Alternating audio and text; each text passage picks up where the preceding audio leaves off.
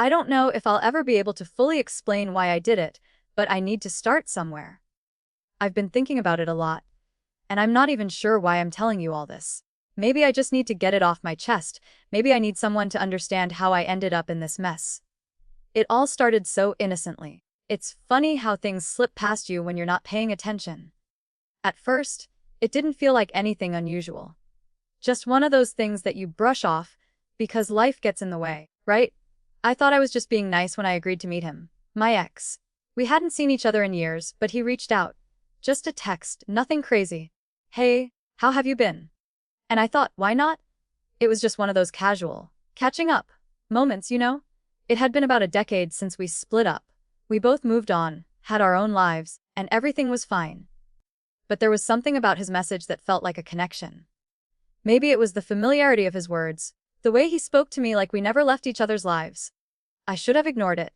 I should have. But I didn't. I let the curiosity take over. I wasn't looking for anything. At least that's what I told myself. When I told my husband I was going to the spa, I wasn't lying. I was going to the spa, but that wasn't the only thing I was going to do. I was going to meet him. It felt like I was doing something small, almost innocent. Just two old friends grabbing coffee and talking about the past. I didn't think about the consequences. I didn't think about the fact that my husband had no idea or that it would feel so different when I saw him again. He was waiting for me at a cafe when I walked in. The moment I saw him, I felt this rush of memories flood back. We talked for hours. It wasn't just about the past. It wasn't just about reminiscing or catching up. We talked about everything. Our lives, the choices we made, the things we never had the chance to say back when we were together. It felt safe, comfortable, like slipping back into an old pair of jeans you thought you'd never wear again. But when you do, it's like they fit perfectly. "I've missed you," he said, and I couldn't help but feel something stir inside me. Maybe it was because I didn't hear that from my husband anymore. Maybe it was the way he looked at me, the way he saw me as the person I used to be, not the wife and mother I'd become. I shook my head, laughing it off. "You're crazy. We've both moved on." But as soon as I said it, I knew I was lying.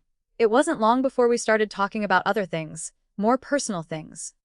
The boundaries blurred. He was looking at me in a way I hadn't been looked at in years, and I could feel myself responding to him. It felt dangerous, but also intoxicating. We both knew what was happening. But we both kept talking, as though we didn't care. "You know," he said quietly, "I never really stopped thinking about you." My heart raced. I didn't know what to say. It wasn't like we could just go back to how things were, but at that moment, it didn't feel like that mattered. I felt like I was right where I needed to be. We ended up walking around after that, catching up on everything, life, work, all the little things we'd missed. And by the time we got to the car, I was lost in the memories. And then he kissed me. It wasn't a passionate kiss, at least not at first. It was slow and tentative, but it made everything else fade away. In that moment, I was no longer a wife or a mother. I was just me, the person he remembered.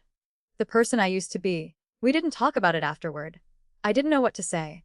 But I did know this. I felt something that I hadn't felt in a long time. Alive. Alive in a way that had nothing to do with my responsibilities or the life I'd built with my husband. It was selfish, I know. But I felt so connected to who I was before all of that. When I got home later that night, everything felt wrong. I was pretending to be the same person who left that morning, but I wasn't. Not anymore.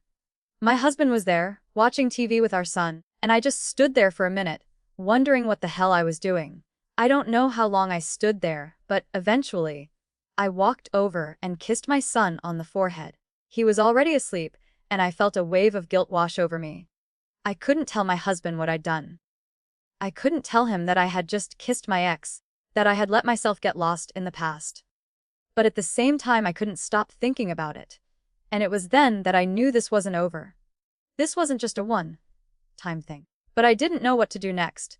The days that followed felt like I was living in two worlds at once. I was back to being the perfect wife, the perfect mother, smiling through my daily routine, while all the while, my mind kept drifting back to that kiss. The feel of his lips on mine, the way he held me, like I was someone he'd never let go of. And I hated myself for it, but I couldn't stop thinking about it. Every little thing my husband did, from the way he kissed me good morning to how he asked about my day, Felt like it had a shadow hanging over it. It felt stale, almost. I don't even know when things started to change. It wasn't like I woke up one day and decided, all right, I'm going to throw everything away. It wasn't planned. But I started seeing my ex more. We'd meet for coffee, sometimes for lunch. It was always casual at first. Just a little chat here and there. But the more I saw him, the more I began to feel that old pull. I tried to push it away, of course. I told myself I was just catching up on old times. But I also knew that part of me was craving more.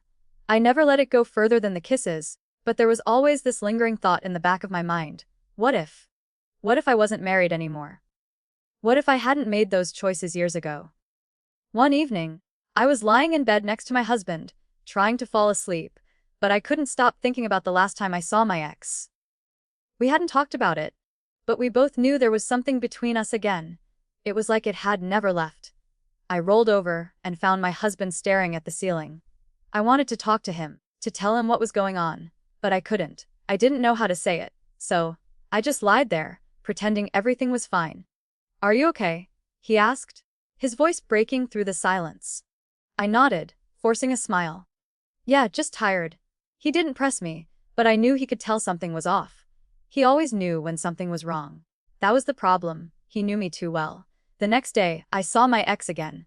We went for a walk in the park this time, and it was one of those quiet moments where you can't help but look at the person you're with and feel like they're the only one who truly understands you. He held my hand, and I didn't pull away. I couldn't. I know this is crazy, he said, his voice barely a whisper. But I've never stopped wanting you. I didn't know what to say. Part of me wanted to tell him it was wrong, that I shouldn't be here, that I had a family. But another part of me, the part I tried so hard to ignore, wanted to hear him say it. I wanted to feel wanted, desired in a way that felt real, that didn't come with responsibilities or obligations. I shouldn't be doing this. I finally managed to say, but the words felt empty. I didn't even believe them myself. His grip tightened slightly. I get it. You have a family. But what do you want really? I wanted to tell him the truth, that I was torn between these two worlds. That I loved my family, but I also felt like something inside me was missing. But I didn't say any of that. Instead, I just stood there, unsure of what to do next. I'm sorry, I whispered. And I didn't mean it. Not in the way I should have. By now it was clear I couldn't keep pretending. The lies were piling up, and I knew my husband was starting to sense something. He wasn't stupid. He could tell I was distant.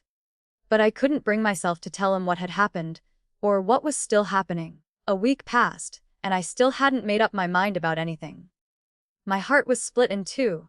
Half of me wanted to stay in my marriage, wanted to fight for my family, but the other half was terrified of the life I had built, the person I had become. I wanted to feel that spark again, that excitement, that passion. The only problem was that I was searching for it in the wrong place. And then, one evening, when my husband took our son to his mother's house for the night, I knew what was going to happen. I texted my ex to meet up. It wasn't about thinking clearly anymore. It wasn't about figuring out what was best for anyone. It was about what I wanted in that moment, and I couldn't deny it any longer. When we met, I could see in his eyes that he knew this was different. There was no talking this time, no pretending. We just kissed, and it felt like the world had stopped. My thoughts, my guilt, everything faded away. I felt alive again, like I was someone else, someone free. We didn't talk much after that. We didn't need to. It was like we both knew the consequences, but neither of us cared. We were living in the moment, and that moment was intoxicating. But I couldn't ignore the growing knot in my stomach. I knew what I was doing was wrong. I knew that I was betraying my husband, but at that moment, it didn't matter. I stayed the night with him, something I hadn't planned.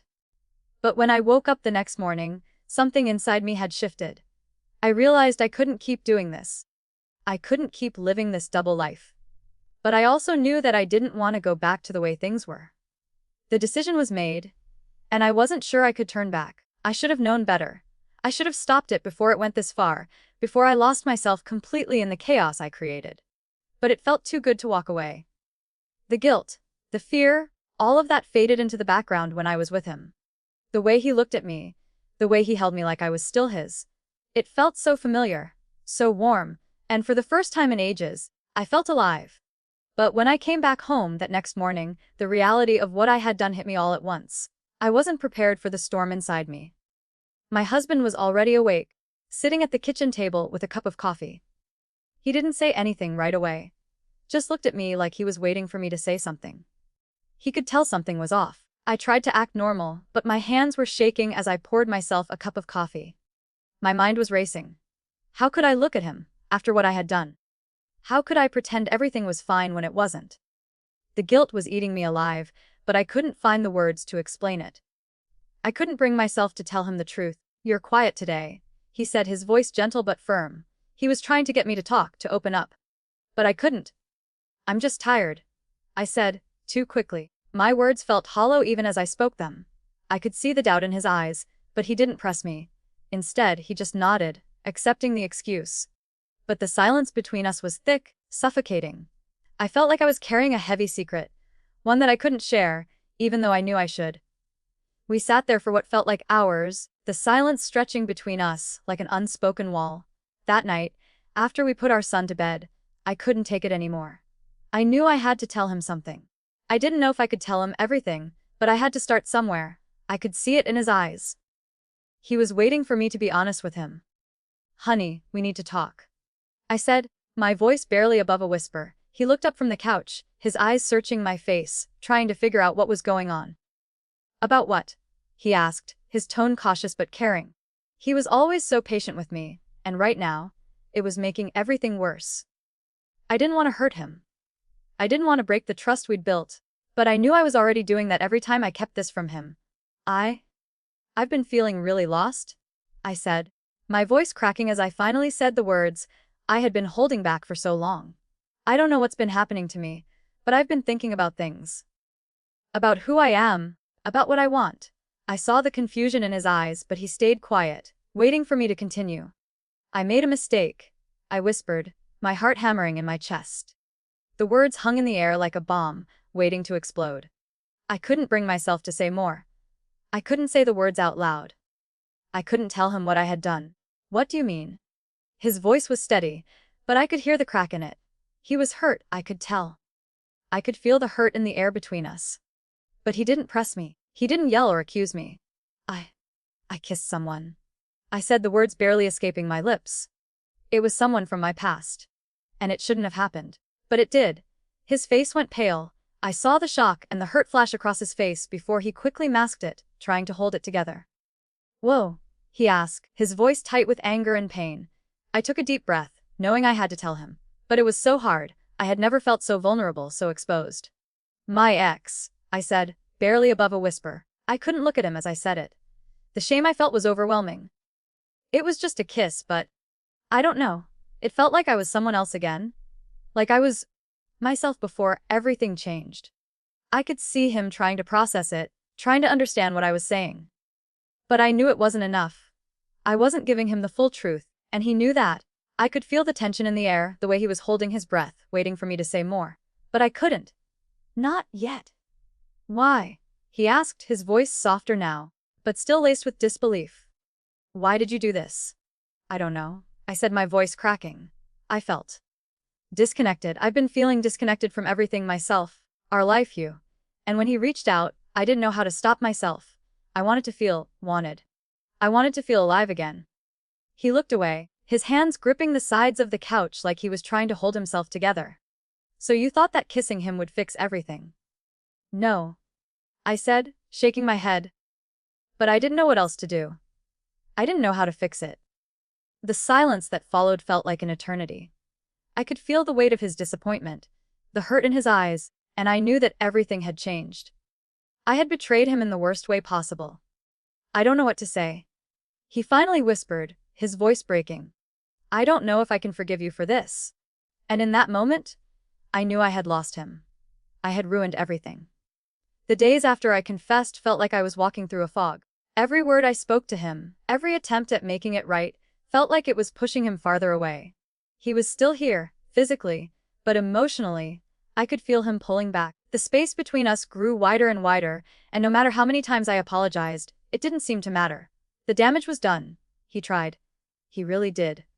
For the first few days, he stayed, talked to me, asked questions. I thought maybe there was hope, that he was trying to process what had happened, trying to figure out if he could forgive me. But the more we talked, the more I realized it was like trying to glue broken pieces of glass back together. It was never going to be the same. I could see it in his eyes when he looked at me. The trust was gone. The love was still there, I think, but it was buried under layers of hurt, betrayal, and confusion. And I hated myself for it. I hated that I had done this to him, that I had thrown away everything we had built together for a momentary lapse of judgment. There was one moment, late at night, when he came into the living room where I was sitting, staring at the TV, but not really watching it. He looked at me, his face pale and drawn, like he hadn't slept in days. He didn't say anything at first. He just stood there, looking at me, and I could feel my heart break all over again. "I don't know if I can keep doing this," he finally said, his voice barely a whisper. The words hit me like a punch to the gut. I had been dreading that moment, the moment when he would admit that it was too much, that he couldn't move past it. "I know," I said, my voice thick with emotion. "I don't deserve you. I don't deserve any of this. But I'll do whatever it takes to make it right." He shook his head, and I could see the tears in his eyes. "It's not just about you making it right. It's about me trying to trust you again, and I don't know how to do that." The silence that followed was deafening. I knew it was over. I knew that even though we were still living in the same house, the emotional connection was gone. He wasn't the same person anymore, and neither was I. I couldn't fix it. I couldn't go back and undo what I had done. The worst part of it all was knowing that I couldn't even explain why. It wasn't just about the kiss. It wasn't even just about my ex. It was about me. About the emptiness I had felt for so long, the longing for something more, something I thought I had lost. But in the end, it was all just an illusion. The passion, the excitement, it didn't fix anything. It didn't make me feel whole. It just made me realize how much I had destroyed. My husband tried, I could see that. He wanted to fight for us, but I could see the pain in his eyes, and I knew it was too much for him to bear. He wasn't angry anymore. He wasn't even disappointed. He was just tired. Tired of the lies, tired of the uncertainty. Tired of not knowing who I was anymore. And then, one morning, he told me he was leaving. He didn't yell. He didn't scream. He didn't make a big scene. He just said the words, and they felt like a death sentence. "I can't do this anymore. I need to be away from you." I stood there frozen, as the reality of it all hit me like a wave. I watched him pack his things, watched him walk out the door, and for the first time, I felt truly alone. I had ruined everything. It was strange, in a way, because even though I knew it was my fault, I didn't fully understand what had happened until that moment. I had taken him for granted, taken our life for granted, and now, I had nothing left. Nothing but regret. I tried calling him, sending texts, begging for another chance, but he didn't respond. It wasn't until a few days later that I got the message. He had moved in with his mom, and he needed space. He couldn't talk to me right now. I understood, of course. He needed time to heal, and I had given him no choice but to leave. But it didn't make it easier. Every day felt like I was drowning in my own mistakes. I went through the motions, taking care of the house, talking to our son, trying to pretend like everything was fine. But inside, I was falling apart. I thought about my ex. I thought about the escape he had offered me, but the truth was, he wasn't the answer. He never was. It was never about him. It was about me. I had been looking for something to fill a void inside me, but no matter who I was with, that emptiness would never go away until I faced what I had done. I don't know what the future holds. I don't know if I'll ever get my family back. I don't know if I deserve to. But I can't keep running from the truth. The truth is, I hurt him in ways I'll never be able to fix. I ruined the one thing that mattered more than anything else in my life. And now, all I can do is live with the consequences.